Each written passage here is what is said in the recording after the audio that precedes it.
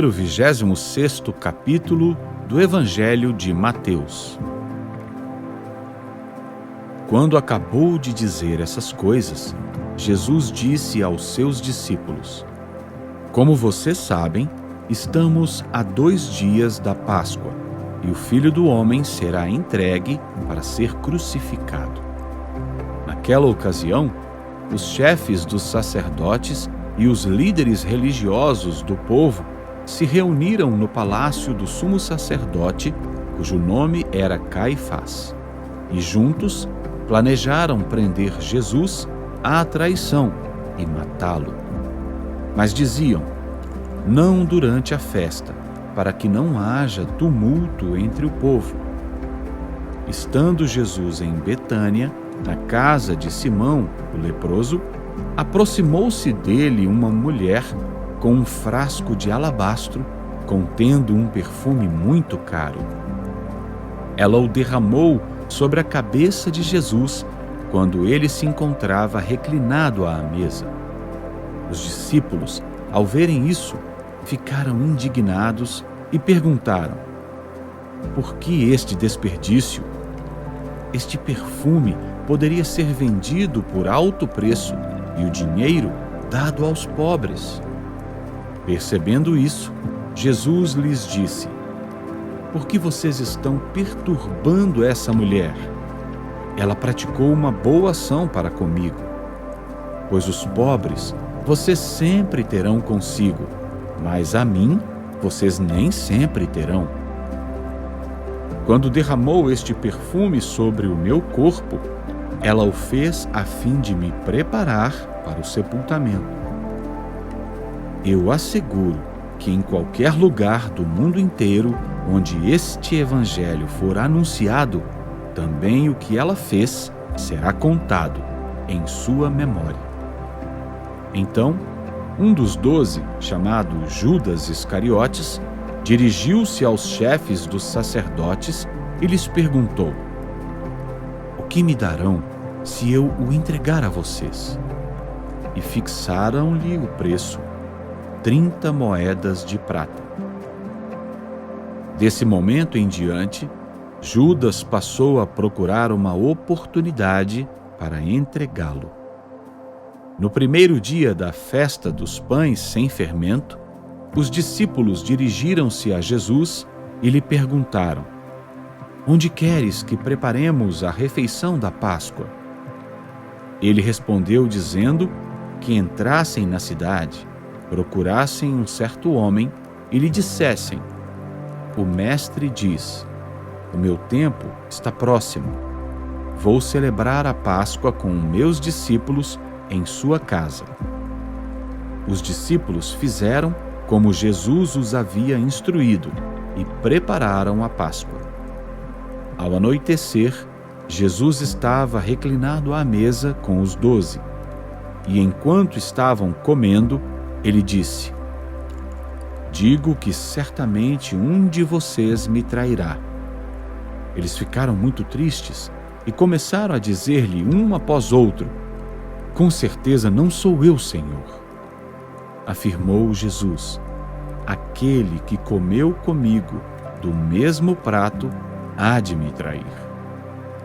O Filho do Homem vai, como está escrito a seu respeito, mas ai daquele que trai o Filho do Homem. Melhor lhe seria não haver nascido. Então Judas, que haveria de traí-lo, disse: com certeza não sou eu, mestre. Jesus afirmou: sim, é você. Enquanto comiam, Jesus tomou o pão, deu graças, partiu-o e o deu aos seus discípulos, dizendo: tomem e comam, isto é o meu corpo. Em seguida tomou o cálice, deu graças e o ofereceu aos discípulos, dizendo: bebam dele todos vocês. Isto é o meu sangue da aliança, que é derramado em favor de muitos para perdão de pecados. Eu digo que, de agora em diante, não beberei deste fruto da videira até aquele dia em que beberei o vinho novo com vocês no reino de meu Pai.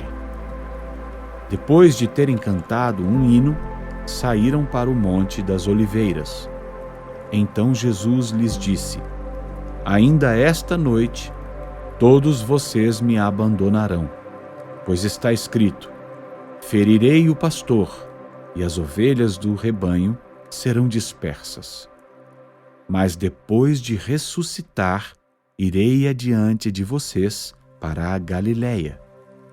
Pedro respondeu: Ainda que todos te abandonem, eu nunca te abandonarei.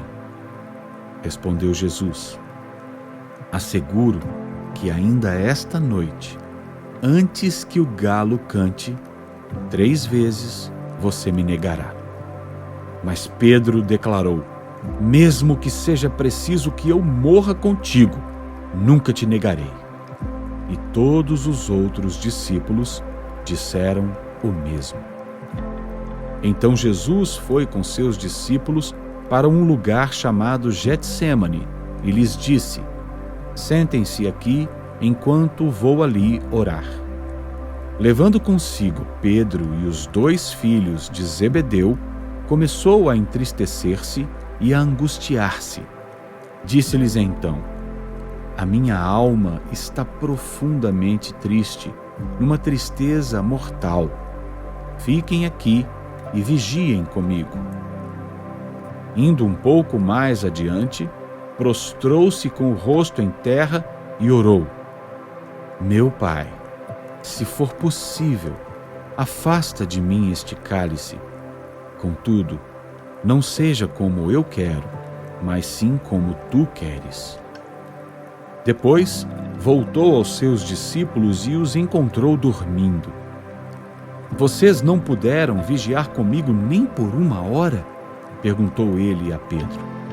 Vigiem e orem para que não caiam em tentação. O espírito está pronto, mas a carne é fraca. E retirou-se outra vez para orar. Meu Pai, se não for possível afastar de mim este cálice sem que eu o beba, faça-se a tua vontade. Quando voltou, de novo os encontrou dormindo, porque seus olhos estavam pesados. Então os deixou novamente e orou pela 3ª vez, dizendo as mesmas palavras. Depois voltou aos discípulos e lhes disse: Vocês ainda dormem e descansam? Chegou a hora. Eis que o Filho do Homem está sendo entregue nas mãos de pecadores. Levantem-se e vamos. Aí vem aquele que me trai. Enquanto ele ainda falava, chegou Judas, um dos 12. Com ele estava uma grande multidão armada de espadas e varas, enviada pelos chefes dos sacerdotes e líderes religiosos do povo. O traidor havia combinado um sinal com eles, dizendo-lhes: Aquele a quem eu saudar com um beijo é ele. Prendam-no. Dirigindo-se imediatamente a Jesus, Judas disse: Salve, mestre! E o beijou. Jesus perguntou: Amigo, o que o traz? Então os homens se aproximaram e agarraram Jesus e o prenderam. Um dos que estavam com Jesus, estendendo a mão, puxou a espada e feriu o servo do sumo sacerdote, decepando-lhe a orelha.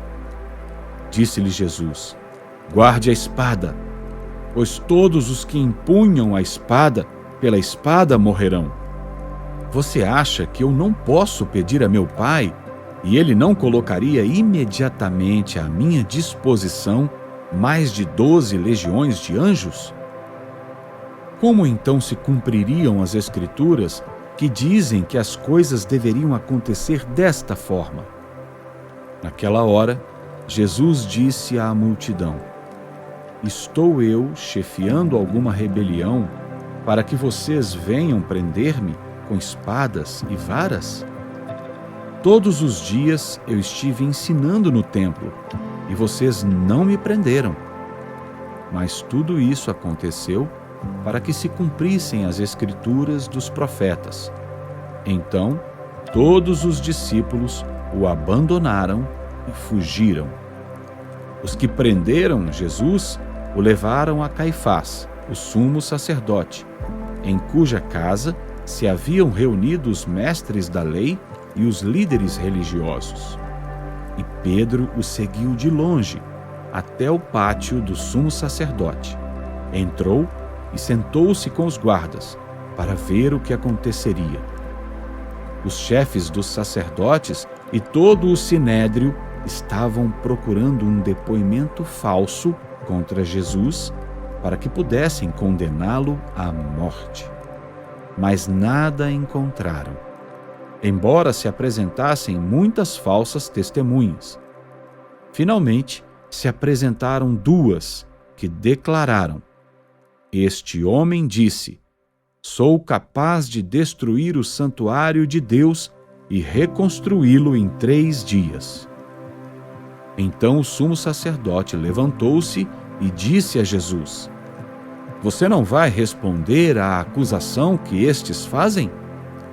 Mas Jesus permaneceu em silêncio. O sumo sacerdote lhe disse: "Exijo que você jure pelo Deus vivo. Se você é o Cristo, o Filho de Deus, diga-nos." "Tu mesmo o disseste", respondeu Jesus. "Mas eu digo a todos vós: chegará o dia em que vereis o Filho do Homem assentado à direita do Poderoso e vindo sobre as nuvens do céu." Foi quando o sumo sacerdote rasgou as próprias vestes e disse: "Blasfemou! Por que precisamos de mais testemunhas? Vocês acabaram de ouvir a blasfêmia. O que acham?" "É réu de morte", responderam eles. Então, alguns lhe cuspiram no rosto e lhe deram murros. Outros lhe davam tapas e diziam: "Profetize-nos, Cristo. Quem foi que bateu em você?" Pedro estava sentado no pátio e uma criada, aproximando-se dele, disse: "Você também estava com Jesus, o Galileu." Mas ele o negou diante de todos, dizendo: "Não sei do que você está falando." Depois, saiu em direção à porta, onde outra criada o viu e disse aos que estavam ali: "Este homem estava com Jesus, o Nazareno."